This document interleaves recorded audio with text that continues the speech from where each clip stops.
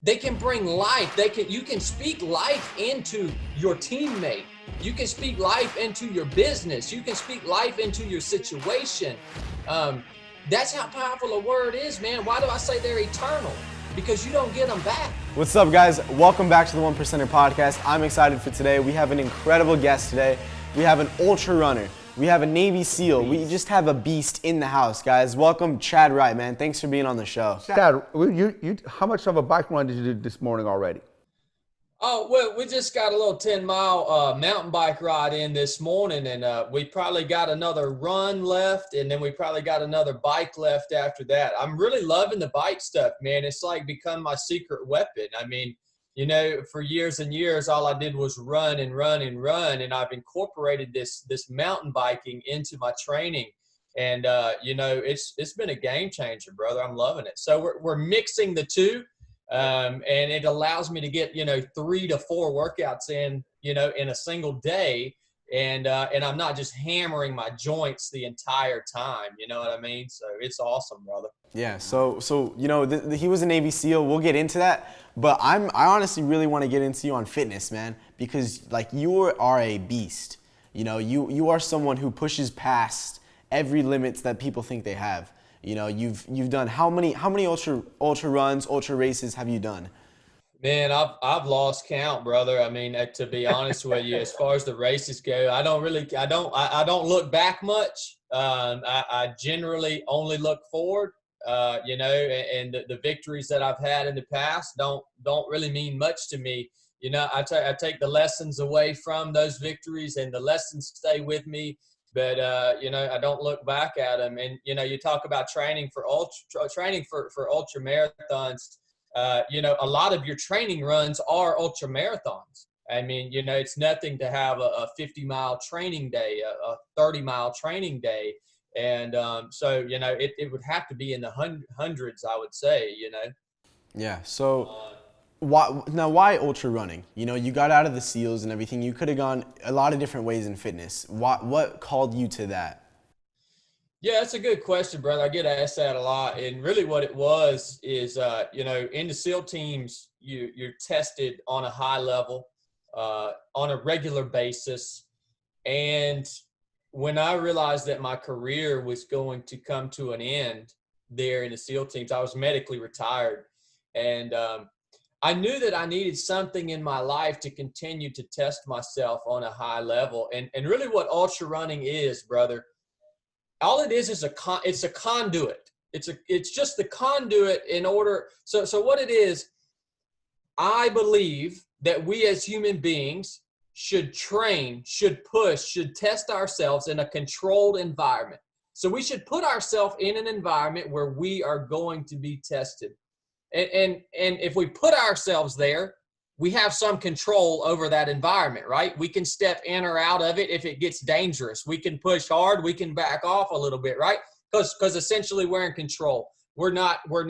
It's a race, So when we put ourselves in that controlled environment, we test ourselves. We learn the tools that it takes to push through our perceived limits, our perceived barriers. Then when we get out into real life and we get into a situation that's out of our control, right? There's all kinds of stuff that happens in life that we're not in control of. Well, we've trained, we've learned the tools that we have those tools to achieve our goal, to crush our enemy. That's what we did in the SEAL teams, man. So when did you ever, when was the time that you said, you wanted to push your body? I mean, we weren't born to say, hey man, I want to, just push myself and push myself. Something clicked. Most people like to sit on the couch, watch TV, drink beer and eat pizza. At what point? I mean, we're like comfort zone. Yeah. You know what I mean? We're like comfort zone. At one point you said, it seems like you love being uncomfortable. You love pushing yourself. Tell me about when that happened. And how do you keep doing that? Because I'm the same. I love to say, I don't push myself the way you do. There's different levels to this. We talk about there's different levels of that. I think, you're an absolute beast. Talk to me about the mindset and what clicked that you say, you know what, man, I just want to push myself and and get better and better and better and see how far I can just do this? Yeah, brother, that's a good question too. Let me clarify one thing before we go any further, though. I don't necessarily like to be uncomfortable. I like the lessons. I like the things that come from being uncomfortable. And so I live by a mantra that says, be hard when it gets hard. And what that means is when life gets hard, you need to have a place inside of you. You need to forge a place inside of you that you can go to get the job done.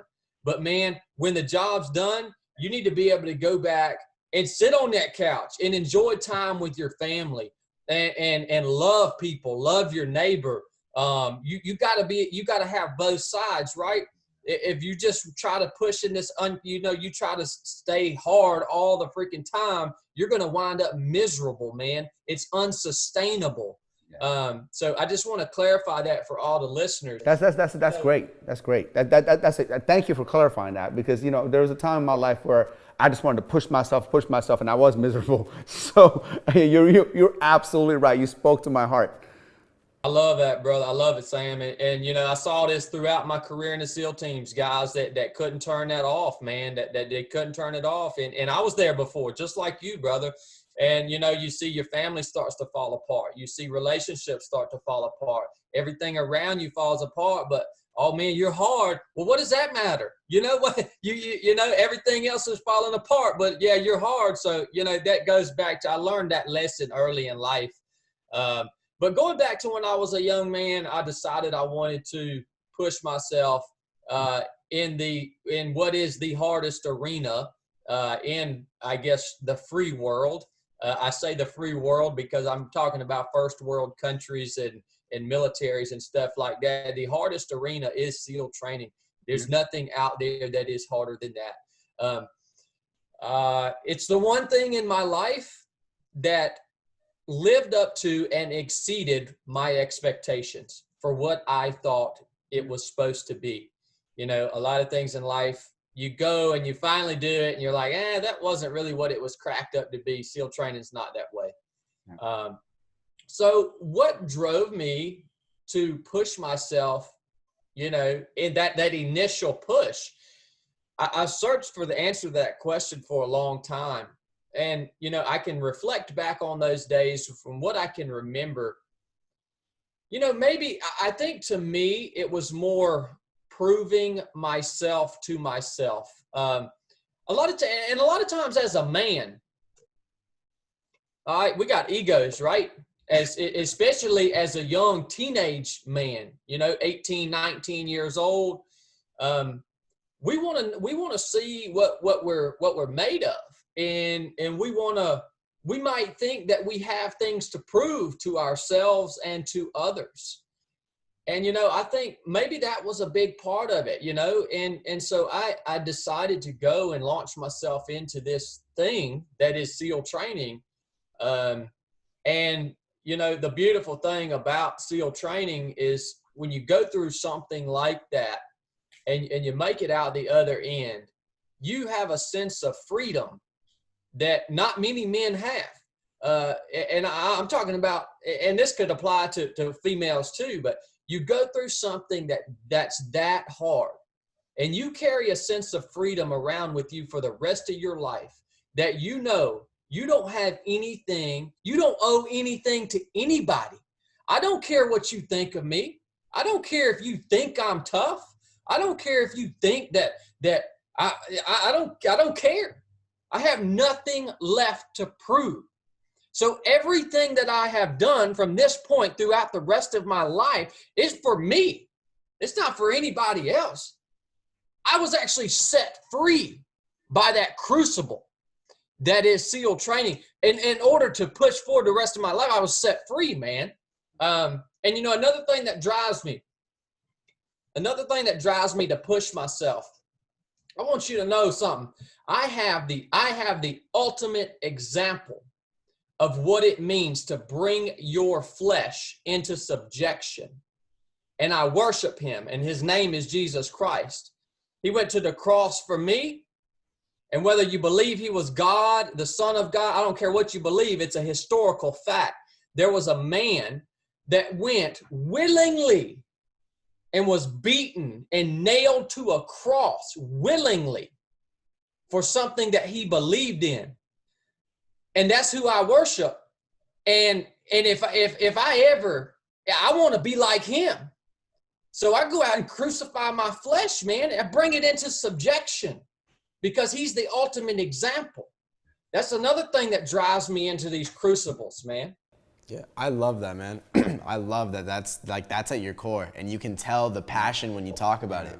I love how big of a part that is, because so many people, they'll they'll believe in God and everything like that, and they'll have that devotion.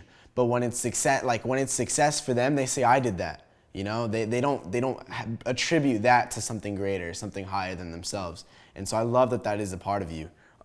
Now, one thing you said earlier is you said when life gets hard, you need to get hard, and you need to create that place that you go to. So what is that place for you? Where do you go when it gets hard? So that again, and that place has got to be forged. So you've got to start small, and you got to start with the small things, man.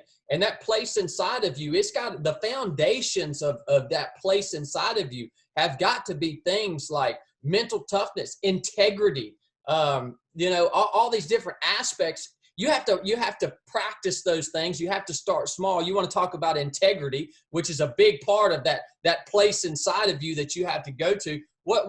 Dude, how do you forge integrity? Start with putting your dang grocery cart away at the grocery store when you put your groceries in your truck, man. Yeah. That's okay. How do you forge that mental toughness? If you're 300 pounds and you're not used to getting out of off the couch, go walk a quarter mile. That's the start of that journey, right? This place has to be forged, right? It doesn't happen overnight.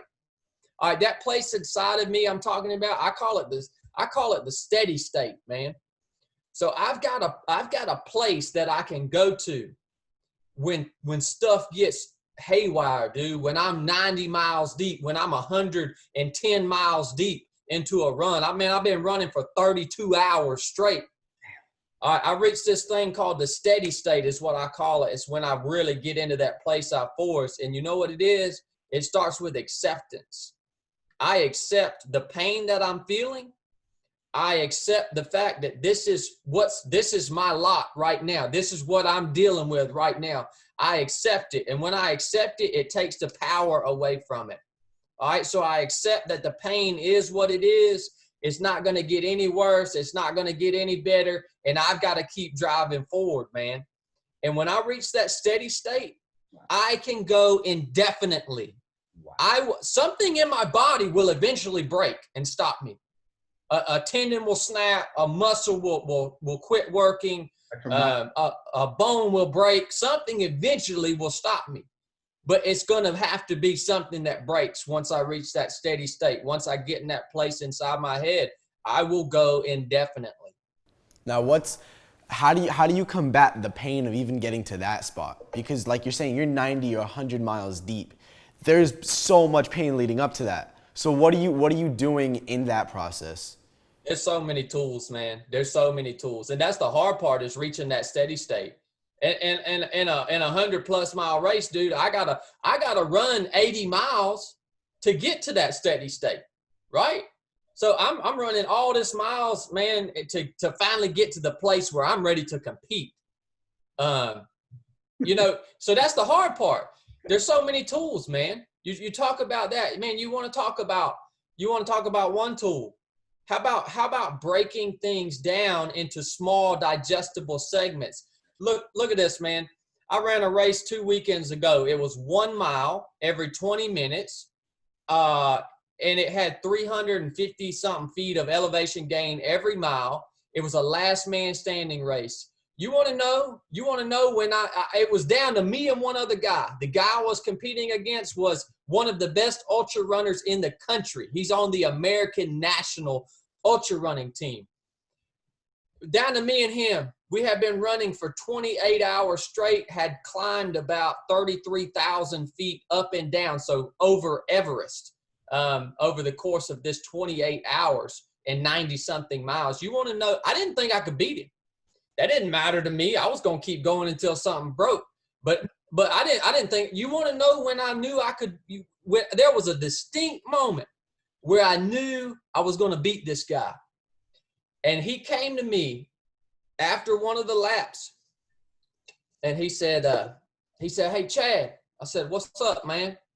He said, man, we got about 5 hours till we hit 100 miles. It was like 4 or 5 hours. We got 5 hours till we hit 100 miles. I just looked at him. I smiled. I said, Roger that.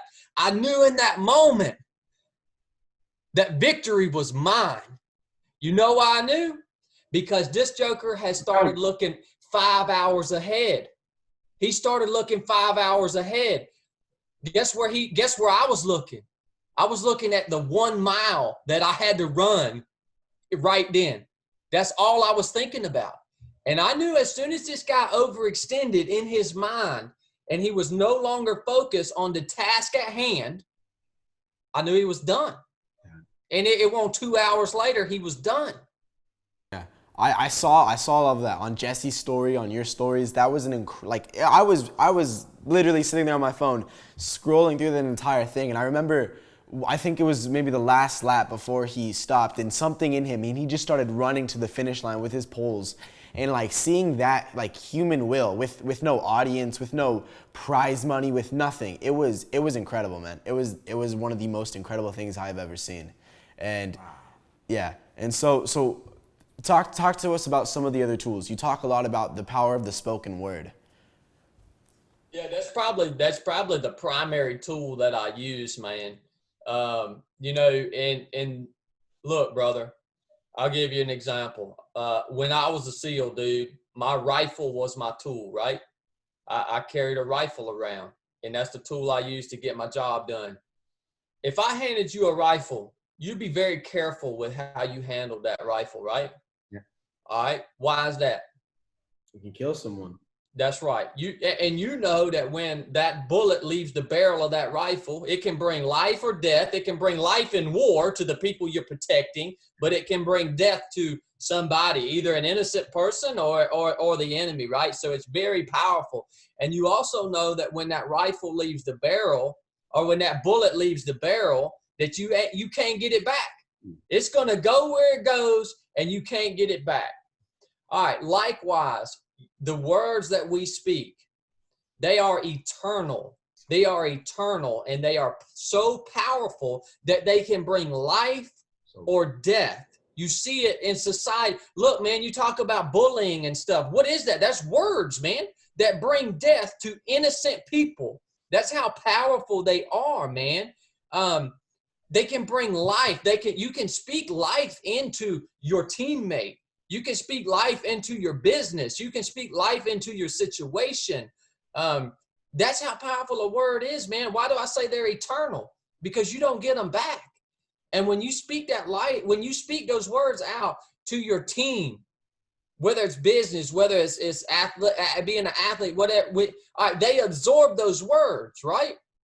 Those words affect the team.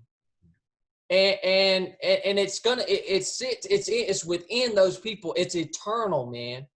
And so it's so powerful. And you can use this in a practical example is, you know, I was running a 100-miler with Jesse, you know, back during last fall. And, man, we got in the pain cave, brother. And, you know, I looked over at Jesse and, you know, we was like 80 miles deep or something. Dark of night, you know, nasty. And I looked over at him. I said, hey, bud. I said, you know what's crazy? I never get tired. And he looked at me like I was crazy, man, because we were exhausted. We were exhausted. All right. So I said, I want you to say it, Jesse. He said, man, I never get tired. I said, oh, man, say it like you mean it. And he spoke it like he meant it. He said, I never get tired. We started telling everybody we never get tired. Guess what happened?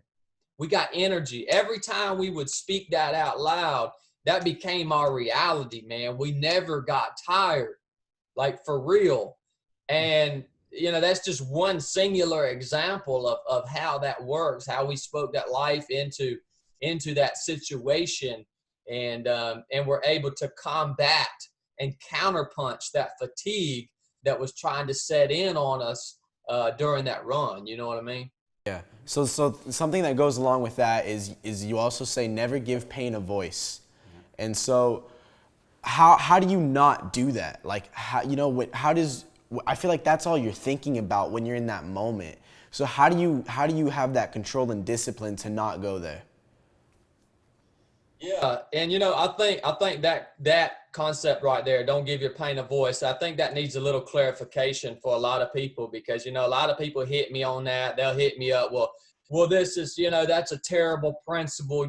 Like, what about injury? What about mental anguish, that emotional anguish things? That's not the pain I'm talking about. Come on, man. Come on. If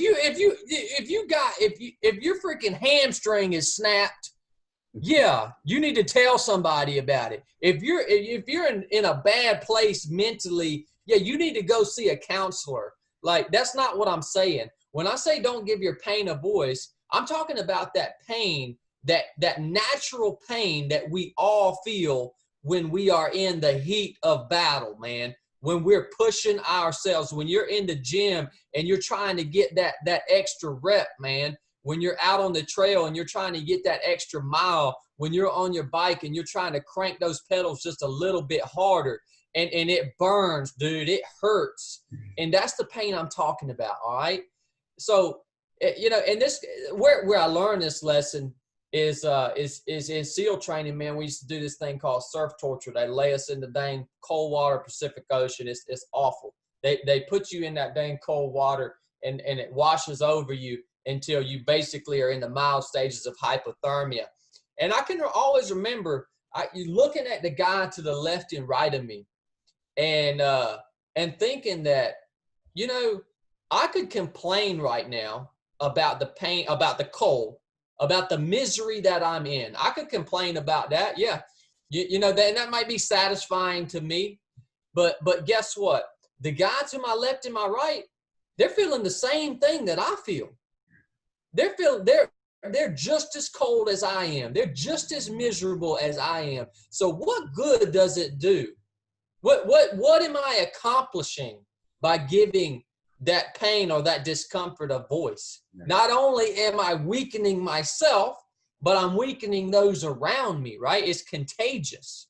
That's why you need to keep that stuff to yourself. Not only keep it to yourself, but counterpunch it with something like that. I never get tired, right? You can counterpunch that stuff. But at a minimum, keep it to yourself, man. Because the thought, that discomfort, as long as it stays in your own little brain, it doesn't have really any power. It's just a thought. It's not real. It's just something you're thinking, right? That's why the spoken word is so much powerful than the thought. Self-talk, I think self-talk is important. I think that you should be conscious of what's going through your own head. How do you improve your self-talk? You control the input, right? We are in control of the input. Yeah. Think about your dang input. What are you watching on dang Netflix? I'm talking about get serious about it. I'm curious, what do you do for recovery? How does your nutrition look? How do you recover? Because I mean, the amount of training that you do, running 80, 90, 100 miles, and everything that you do is just, you got to have a protocol for you to be able to take care of your body so you can keep doing this, and I'm just curious, what do you do? I'm probably not the best at this recovery portion, brother, to be honest with you. I stand a lot upon the principle that the human body is an amazing machine. And man, it will adapt, it will recover, but there are things that I do, I guess, to speed that up a little bit. As far as nutrition goes, I don't subscribe to any extreme, all right? I don't believe in extremes when it comes to nutrition or beliefs or stuff like that. Dude, I just eat a healthy diet, man. Like, yeah, I eat fish, yeah, and I ate a steak last night, but there's a lot of nights that I might just eat, a vegetarian dinner. I'm really well-rounded when it comes to my diet. And I don't stick to any extreme one way or the other. It's just good whole foods. I'll tell you right now, man, I spend more money on groceries than I spend on my mortgage payment because I'm buying the best foods that I can probably get. Now, my mortgage payment ain't much because one of my big principles is I want to stay. I promise each and every person that follows me that I will stay on the ground level. What does that mean? What does that mean to me to stay on the ground level? It means that I'm never going to have anything materially that you don't have. I live in a little 1,300 square foot brick house in the middle of nowhere. I drive a beat up Toyota truck and I don't wear fancy clothes. And because that to me is my style, man. I like to stay on the ground level. All right. Yeah. But I do spend a lot of money on groceries. The money I do have, it goes to really good food. So that's important to me. Other things I do, if I'm feeling I like the yoga, man. I don't even like calling it yoga because all it is stretching. Every time I do yoga, I'm like, this is the same stretch I was doing 15 years ago in SEAL training. And now somebody's called it yoga and now it's a thing. but it's nice to get on YouTube and have a guided stretch session that they call yoga. And it really does work. I mean, it's a great recovery tool, man. Other than that, I make sure that I just, I'm listening to my body. I'm staying on top of things. So if something hurts, if something doesn't feel right, it's not, okay, well, I'm going to keep pushing and I'll fix it later. No, it's stop right now. What you're doing, fix the dang problem. You know what I mean? Yeah. Have there been any times where you surprised yourself about how far you can go? And like you have a limit that you don't set for yourself, but you kind of anticipate, maybe I'll stop around here, I'll probably give out. Have you surpassed that, and what goes into that? That's a really great question, man. And the answer is no. So anytime that I go out, anytime I race, I never have an expectation. I never have look, man, I give myself two options. I'm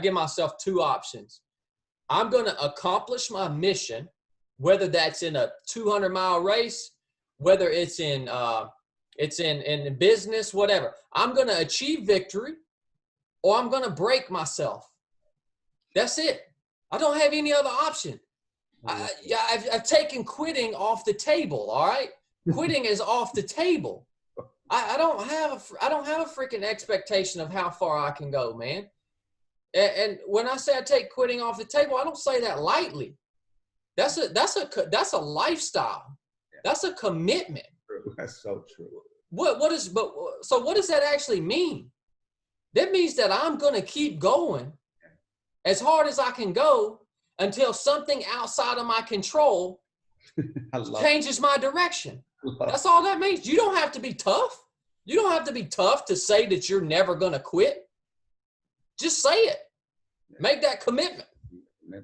It's a lifestyle. I love that. And I've never heard anyone say it like that. It is so true. Love it.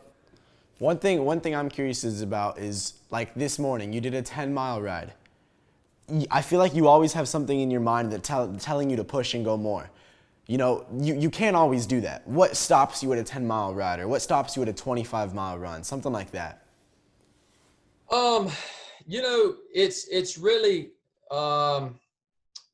listening to my body is one. I know I train smart. I know what my body needs. I know what I need to get better. And I try not to go over or under that. I've been doing this stuff for so long, man. It's like I know what I need to do on a day-to-day basis, depending on where I am in my training cycle, to get a little bit better every day. I'm not trying to get a lot better every day. I'm trying to get just a little bit better every day. And that's what guides my training, man, is that, right? So that's what I'm thinking about when I lay out my training for the day. And I don't know what I'm going to do for training until I get up in the morning. I don't plan, dude. I just know I'm going to get after it. I'm going to do something to make me a little bit better, right? And tomorrow, it may not be about being a little physically better. It may be about being a little bit better in my business. It may be about being a little bit better husband. It may be about being a little bit better of a friend. But there's something in my life, there's some aspect of my life that I want to be a little bit better every single day of my life. And that guides my principles of training. And that's a razor edge too, man. I have went a little overboard, right? And it's a hard stop. When you go a little over, when you're walking that razor edge, you go a little, it's a hard stop. If it's physically training, you're breaking yourself. If you're a little bit under, you know it, man. But you got to be honest with yourself. I'm honest with myself, man. Now, can you talk to us about some of the, I know you said you don't want to look back and you don't like to look back, but if we could just for a little bit, can you tell us some of the hardest races you've been in, some of the hardest kind of moments in these races, and how you've been able to obviously get past that? Yeah, I mean, we'll go to our most recent race, man, the Mid-State Mile. You know, the hardest moment of that race for me was, I guess it would have been Sunday morning, like 3 to 4 a.m., right? So dark. Look, man, it's a principle of nature. The darkest and coldest part of every night is right before the dawn breaks. All right, we are part of nature, right? So that principle applies to us. In all these races, I know that when it gets super, super hard, I'm about to achieve a breakthrough. I'm about to break through. So I keep that principle in mind, but that was probably the hardest part of the race for me, was that darkest, coldest part of the night. And, you know, we were deep into this race, dude. I was tired. I ain't gonna lie to you. And it was cold, and I was alone. I was alone, man, because I was playing the long game. See, I finished last every single loop for 30 straight hours. Finished last every single loop. I said I was the pale horse because I was in the back of the pack. And every loop I'd see a new face back there. And what it was a front runner that was breaking down. As the front runners would break down, they'd be back there with me, and they'd spend a lap with the pale horse, right? And guess what? Guess what it did to them? They got demoralized because they were so used to being up front. When they found themselves in the back with the pale horse that was back there playing the long game, they got demoralized, and they'd be gone. They'd be gone, all right? So I was playing the long game. Why do I call myself the pale horse? Because there's a verse in Revelation that says, "Behold, I saw the pale horse.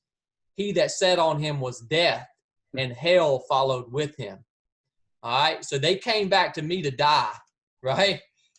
And so I was alone, man, in those dark parts of the night, but I knew I was riding, brother. I knew the dawn was about to break. And that's what drove me through that low point, was knowing the dawn was coming. And I was about to dig into that steady state, right? So it's knowing what's coming, man. I love that, man. Like I can feel it. Even on this Zoom call, I can just feel the pure mindset. Wow. From you, man. Now, you said, I was listening to another interview of yours, and you were talking about the Revenant. Is that the one in New Zealand?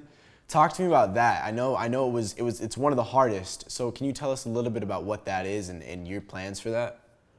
Yeah, that's a really brutal race. And, you know, the interesting thing about the Revenant is that it's the distance is not all that impressive. I mean, it's only like 120 miles. You've got 60 hours to do it.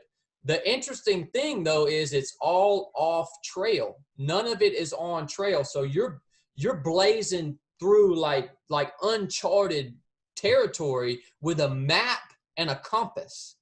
And you have to navigate to a series of checkpoints in order that lead you around this loop, right? So there's so much that plays into it. The difference between the Revenant and every other race is at the Revenant, you have to stay turned on mentally. All right, a regular 120, 100-mile race, whatever, you can turn your brain off and you can just run. You're following a trail. It's freaking easy, man. At the Revenant, you can't do that because you have to think about where you are on this map and where you're going to, and you have to navigate through that harsh country in order to hit that point. And dude, yeah. So you can't turn off mentally. That's really essentially the hard part about that race. And you're the only person that knows where you are. Nobody else knows where you are. So like, this is inherently dangerous. The last year, I was so tired. I had like a mild heat stroke. It was super, super hot. And we're coming from dead of winter here. And I'm over there in the middle of summer, you know, within 24 hours. And this heat, man, it hit me hard, brother. And I had been awake for about 35 hours. And when you have a kind of a mild heat injury or a cold injury, it's almost like you're drunk. It's like you've drank too much, and you start making poor decisions. And I found myself clinging to the side of a cliff that dropped off about 50 feet down to a river with massive boulders and rapid flowing water. And I came to, and I thought about my wife. And I thought, you know, here I am clinging to the side of this cliff. I don't even know how I got here. If I fall off of this thing, I'm either going to be severely broken or dead, and nobody knows where I am. And that was the point that I knew I had to lay down, man. I had to lay down and get some dang rest. And I made that decision. And there again, that's walking that razor edge of what you're capable of. Sometimes you have to be honest with yourself and make those decisions in order, in my case, to preserve my own life. Yeah. I mean, I did that all throughout the SEAL teams. You know what I mean? It's like, that's just second nature to me. Yeah. But there was no shame in it, you know? What's like, knowing that it's this big obstacle and it's this huge race, what's your mindset going into it? Are you nervous? Are you anxious? How do you prepare mentally? Yeah, no, man, I'm definitely not nervous. There again, when you take quitting off the table, you know you're going to go as far as you can possibly go. What do you have to be afraid of? It takes the power away from anxiety. I mean, who cares, man? Sure. You know. So you know, I'm just out there having fun, brother. I mean, this is a game to me, dude. Nobody's shooting at me. Nobody's shooting at me. This is a game. And so that's where my mind's at. But, you know, there again, when you make that promise to yourself that you're not going to quit, your mindset is prepared. It takes the power away from fear and anxiety and all those other things that we might deal with as humans, you know. Also, preparation eliminates fear. You know, you've been training. You've been doing this. It's not like, you know, you're just going to do this and you haven't done your homework. You've done your homework, you trained for this, you're ready for this, you studied this, this is what you live for. Like you said, this is funny, somebody's not shooting at you. So, you know, I always say, man, if you're prepared, you don't have fear. That's a really good point, brother. That's a really, really solid point. I love that, man. Yeah. What's it like for you being with yourself, but also these other ultra athletes who are studs themselves? You know, is there any, what do you take away from them? What do you take away from that competition? Well, first of all, what it's like being around them, they're awesome people. Look, man, you can't rattle me. I don't care what's on your resume. I don't care look, a ship doesn't sail on yesterday's wind. I don't look at my competition that way. You can't. It doesn't sail on yesterday's wind. You can't rattle me, man. Bro, I love it. So I love it. So that's where I'm at with that. What do I take away from them? Like the guy that I was competing against at Mid-State the other week.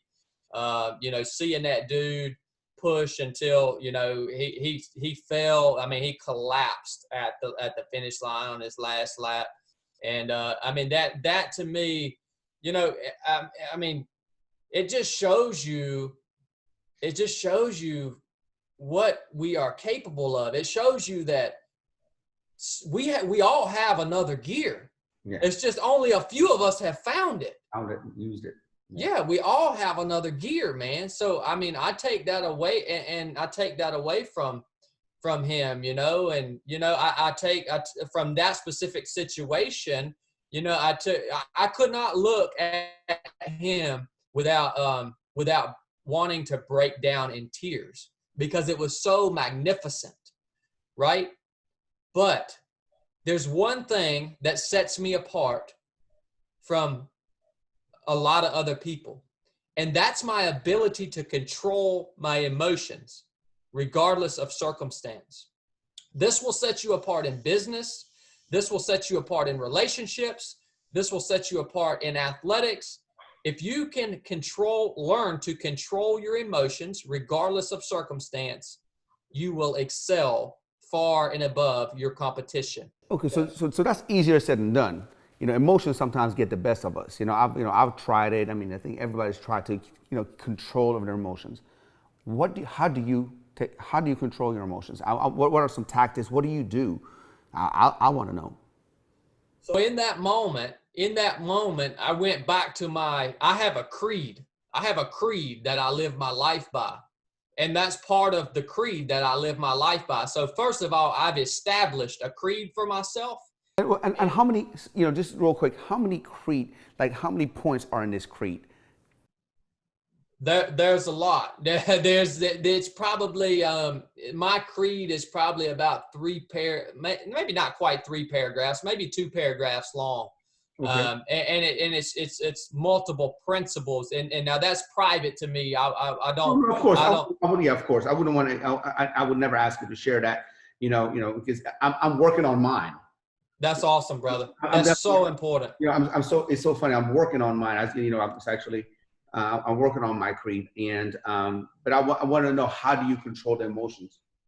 Yeah, that's a great question. So in that moment, when I looked at my competitor.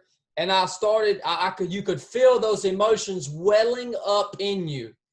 I had that creed in place, and I went back to my creed, and I thought about that part of my creed that says, you have to control your emotions regardless of circumstance. So I went back to my creed, I thought about it, and then I brought it to the ground level, and I said, look, I haven't won yet. I still have to perform. I have not won this race yet. I cannot let my emotions take over right now because I still have a job to do. And I told myself that multiple times. Every time those emotions started to well up, I had the discipline to tell myself, I even spoke it out loud, Chadd, you cannot break down right now. You still have a job to do. I was speaking that out loud to myself, reminding myself, and I adhered to the creed, that part of my creed, and that's the way that I controlled them. You know what I mean? And it's as simple as that. I mean, that's a beautiful thing about everything that we've talked about, and success and mental touch. There are no secrets. There's no secret sauce.